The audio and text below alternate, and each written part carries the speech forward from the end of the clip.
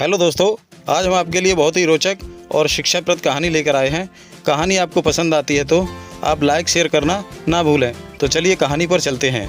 एक समय की बात है, एक शिकारी हर रोज़ की तरह शिकार पर जाता और शिकार के माध्यम से अपना जीवन यापन करता। एक बार एक तालाब के किनारे से गुजर रहा था कि तालाब में एक बगुले को मछली पकड़ते हुए और उछालकर अपने गले में लेते हुए और निगलते देखा। उससे प्रेरणा लेकर शिकारी ने एक छोटे से कंकड़ को उछालकर अपने मुंह में पकड़ने की प्रैक्टिस शुरू कर दी। धीरे धीरे उसने कंकड़ के साइज को बढ़ाना शुरू कर दिया और अपनी प्रैक्टिस को जारी रखा। धीरे धीरे बड़े कंकड़ को भी उछालकर अपने मुंह में आसानी से पकड़ने लगा। इसके बाद शिकारी ने कंकड़ की जगह लकड़ी को छीलकर चाकू का आकार दिया और लकड़ी का चाकू बना लेने के बाद लकड़ी के चाकू को उछालकर अपने मुंह में पकड़ने की प्रैक्टिस करने लगा। जब लकड़ी के चाकू को सक्षम तरीके से पकड़ने लगा तो उसने एक कदम आगे और बढ़ाते हुए उस शिकारी ने लकड़ी की चाकू की जगह लोहे का असली चाकू इस्तेमाल करना शुरू कर दिया और प्रैक्टिस के दम पर वह शिकारी निपुण कलाकार बन गया। एक निपुण कलाकार बन जाने के बाद उसने सोचा कि सारा दिन शिकार के पीछे भटकने से और पक्षियों की जीव हत्या करने की बजाय क्यों ना अपनी इस कला का पैसा कमाने में इस्तेमाल कर लिया जाए। ऐसा सोचकर शिकारी ने शिकार करना छोड़ दिया और गांव, कस्बे, शहर में जाकर अपनी चाकू उछालकर मुंह में दबाने की इस कला का प्रदर्शन करने लगा और अच्छा खासा पैसा कमाने लगा। एक रोज की बात है, किसी शहर के मुख्य चौराहे पर मजमा लगाकर अपनी कला का तमाशा दिखा रहा था। तमाशा समाप्त हो जाने के बाद कुछ बुद्धिजीवी लोगों ने पूछा, अरे कलाकार भाई, तुम कलाकार तो बहुत अच्छे हो और तुम्हारी कला भी बहुत अच्छी है, लेकिन साथ ही साथ खतरनाक भी है। तुमने इस कला को कहाँ से सीखा है और तुम्हारे गुरु कौन हैं? इस पर कलाकार बोला, दोस्तों, मैंने इस कला को कहीं से नहीं सीखा है, मेरा कोई गुरु नहीं है। इतना सुनते ही बुद्धिजीवी लोग बोले, नहीं कलाकार भाई, हर इंसान इस दुनिया में कुछ भी सीखता है, कुछ भी करता है, वह किसी न किसी से तो सीखता है। इसी तरह तुम्हारा भी तो कोई आधार होगा। इतना सुनते ही अति उत्साह में आकर कलाकार बोला, दोस्तों, इस कला को मैंने किसी से भी नहीं सीखा, मैंने स्वयं सीखा है। इस पर बुद्धिजीवी लोग बोले, ठंडे दिमाग से सोचो और फिर बताओ। बुद्धिजीवी लोगों के कहने पर अति उत्साह में आकर झूठ मूठ याद करने का बहाना बनाकर कलाकार कुछ देर चुप रहा और अपने आप को दुनिया से ऊपर दिखाने की कोशिश में भूल गया कि दुनिया के कुछ नियम भी होते हैं, कुछ सिद्धांत भी होते हैं। और कलाकार बोला, नहीं भाई नहीं, मेरा कोई गुरु नहीं है और ना ही मैंने इस कला को किसी से सीखा है।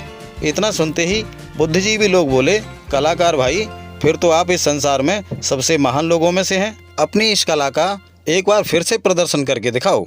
तो कलाकार अपने अहम और अति उत्साह के वशीभूत होकर अपनी कला का प्रदर्शन करने के लिए फिर से तैयार हो जाता है और अपनी कला को दिखाते हुए जैसे ही चाकू को ऊपर की ओर फेंका और इससे पहले कि अपने खुले मुंह में दांतों से चाकू को पकड़ने की कोशिश करता, चाकू मुंह को चीरता हुआ पार निकल गया।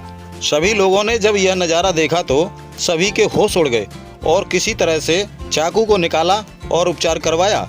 उपचार हो जाने के बाद उन्हीं बुद्धिजीवी लोगों ने फिर से पूछा, कलाकार भाई, क्या अब भी यही कहोगे कि इस कला को आपने स्वयं ही सीखा है? कोई तो आधार रहा होगा इस कला के पीछे। तो कलाकार उन बुद्धिजीवी लोगों के कहने पर अपने अहम को त्याग कर कहता है, हाँ दोस्तों, मुझे इतना याद है कि एक तालाब में बगुला मछलियाँ पकड़ रहा था, जो कि मछली को पकड़ता और ऊपर उछालता और उछालने के बाद अपने गले में लेकर निकल जाता। बस उसको देखकर मैंने भी पहले छोटे कंकड़ से शुरुआत की, उसके बाद बड़ा कंकड़, फिर लकड़ी का चाकू, उसके बाद असली चाकू का इस्तेमाल शुरू कर दिया। और इसी तरह मैंने इस कला को अपनी मेहनत से, अपने परिश्रम से और अपने अभ्यास से सीखा है। इतना सुनते ही बुद्धिजीवी लोग बोले, कलाकार भाई, क्या तुमने एकलव्य की कहानी को नहीं सुना? कलाकार बोला, नहीं दोस्तों, मैं अनपढ़ होने के कारण मैंने नहीं सुना। इस पर बुद्धिजीवी लोग कहते हैं, हे कलाकार भाई, एकलव्य भी तुम्हारी तरह प्रेरणा लेकर संसार के सबसे बड़े धनुर्धरों में गिने जाने वाले धनुर्धर बने थे, जिन्होंने धनुष विद्या में अपनी प्रसिद्धि प्राप्त की थी और साथ ही साथ अपनी गुरु दक्षिणा के लिए भी जाने जाते हैं। कलाकार भाई, इंसान जब से जन्म लेता है तब से कुछ जाने में, कुछ अनजाने में, बचपन से लेकर अंत समय तक कुछ जाने पहचाने कुछ अनजाने गुरु बनते ही रहते हैं। जैसे कि बच्चे के सबसे पहले गुरु उसके माँ बाप होते हैं, जिनसे चलना फिरना और बोलना आदि सीखता है। उसी तरह गुरुकुल या विद्यालय में आगे बढ़ते हुए औद्योगिक, व्यापारिक, कलात्मक, व्यावसायिक आदि शिक्षा प्राप्त करता है और इसी तरह अपने जीवन को सार्थक बनाने के लिए संसार में आध्यात्मिक, धार्मिक गुरु बनाता है, जिनका हमें आभास रहता है। लेकिन कुछ गुरु ऐसे होते हैं जिनका हमें आभास नहीं होता। जैसे किसी को कोई कार्य करते हुए देखा और उससे प्रेरणा लेकर हमने वही कार्य शुरू कर दिया, जैसे कि तुमने शुरू कर दिया। यह सभी गुरु आदर सम्मान की श्रेणी में आते हैं। कभी भी इनकी अवहेलना करके अपने आप को अपने गुरु से ऊपर श्रेष्ठ बताने की हिमाकत नहीं करनी चाहिए।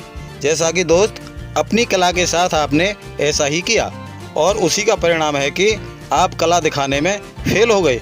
दोस्त, कोई भी कला हो या कोई कार्य करने से पहले गुरु का स्मरण जरूर करना चाहिए। वह गुरु हमारा जाना पहचाना हो या अनजाना, कोई भी कार्य करने से पहले गुरु का स्मरण अवश्य कर लेना चाहिए, क्योंकि स्मरण करने से गुरु का आशीर्वाद प्राप्त होता है और गुरु का आशीर्वाद भगवान का आशीर्वाद होता है। क्योंकि महापुरुषों ने कहा है कि गुरु गोविंद दोऊ खड़े, काखे लागू पाए, बलिहारी गुरु आपने गोविंद दियो बताए। तो गुरु का स्थान तो भगवान से भी ऊपर माना गया है, बताया गया है। इसलिए गुरु की अवहेलना कभी नहीं करनी चाहिए, हमेशा गुरु का आशीर्वाद ही लेना चाहिए। गुरु का आशीर्वाद साथ होता है तो बड़े से बड़े कार्य सिद्ध हो जाते हैं। इतना सुनते ही कलाकार उन बुद्धिजीवी लोगों के पैरों में लेट गया और कान पकड़कर अपनी भूल के लिए माफ़ी मांगने लगा और सभी ने सच्चे हृदय से उसे माफ़ कर दिया। कहानी यहीं पर समाप्त होती है। दोस्तों, कहानी आपको कैसी लगी? अगर पसंद आई हो तो लाइक, शेयर, कमेंट करना ना भूलें और ऐसी ही कहानी प्राप्त करने के लिए हमारे चैनल को सब्सक्राइब कर लें। तो मिलते हैं अगली वीडियो में, तब तक के लिए नमस्कार।